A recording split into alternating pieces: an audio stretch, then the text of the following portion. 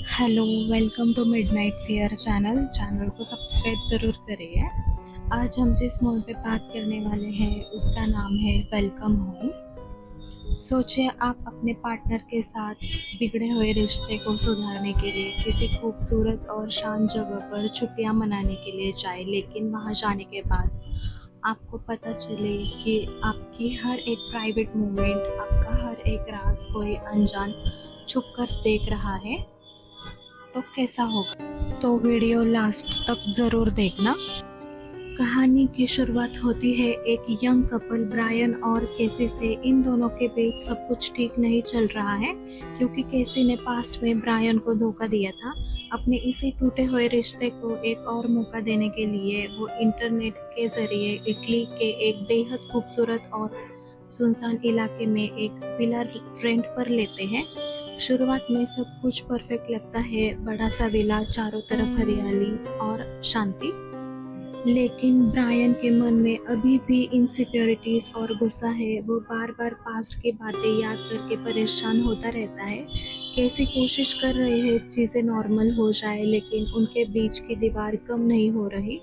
अगली सुबह जब कैसी बाहर जॉगिंग पर जा रही होती है तो अचानक उसकी मुलाकात एक हैंडसम और लोकल इटालियन आदमी से होती है।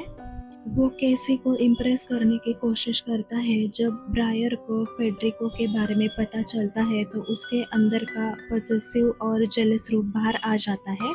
फेडरिको बार बार बिना बुलाए उनके विला में आने लगता है, कभी मछली देने के बहाने तो कभी डिनर पर। फेडरिको एक शातिर दिमाग का आदमी है। वो भाप लेता है कि ब्रायन और केसी के बीच भरोसा टूट चुका है। ब्रायन को और ज्यादा गुस्सा दिलाता है और कैसी के सामने खुद को एक जेंटलमैन दिखाता है ताकि दोनों के बीच दरार और बढ़ जाए। लेकिन दोस्तों, कहानी में ट्विस्ट यहाँ आता है, फेडरिको सिर्फ एक अजीब पड़ोसी नहीं है। असल में उसने पूरे विला में कोने कोने में हिडन कैमरास लगाए हुए हैं। बेडरूम से लेकर बाथरूम तक ब्रायर और कैसी की हर एक हरकत, उनकी लड़ाई, उनकी प्राइवेट बातें फेडरिको अपने सीक्रेट रूम में बैठकर लाइव देख रहा होता है। फेडरिको का मकसद सिर्फ देखना नहीं, बल्कि इस कपल को पूरी तरह बर्बाद करना होता है। एक रात जब ब्रायन शराब के नशे में सो रहा होता है, फेडरिको चुपके से विला के अंदर आता है। वो कैसी के करीब जाने की कोशिश करता है और उनके बीच सिचुएशन इस तरह मैनिपुलेट करता है कि ब्रायन का शक और गहरा हो जाए। अब आता है फिल्म का सबसे खतरनाक और थ्रिलिंग हिस्सा। ब्रायन को आखिरकार फेडरिको के ऊपर यकीन हो जाता है कि वो कुछ तो गलत कर रहा है। वो घर के असली मालिक एडवर्ड को फ़ोन करके शिकायत करता है।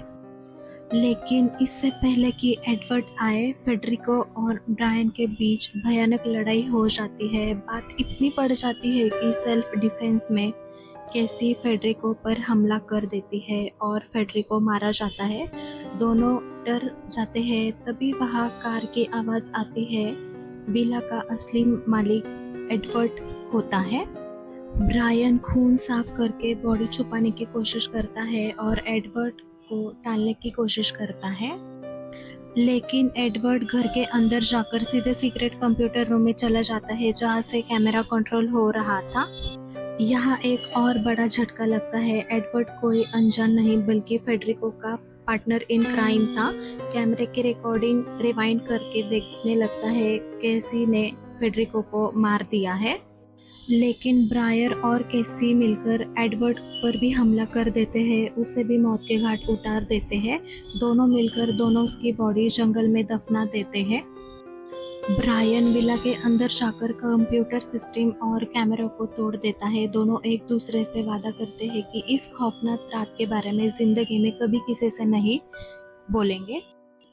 इस तरह जानलेवा खतरे से गुजरने के बाद उनका रिश्ता फिर से जुड़ जाता है। लेकिन फिल्म का आखिरी सीन आपको अंदर तक हिला देगा।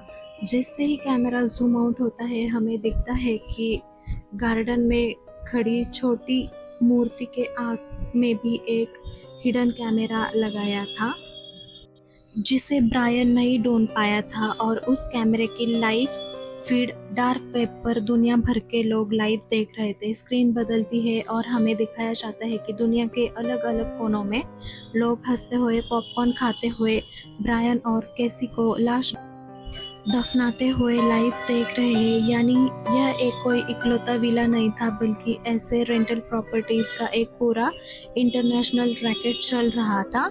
इसी मोमेंट पे मूवी खत्म हो जाती है। अगर मूवी अच्छी लगे तो लाइक कर देना, शेयर कर देना। मिलते हैं नेक्स्ट वीडियो में।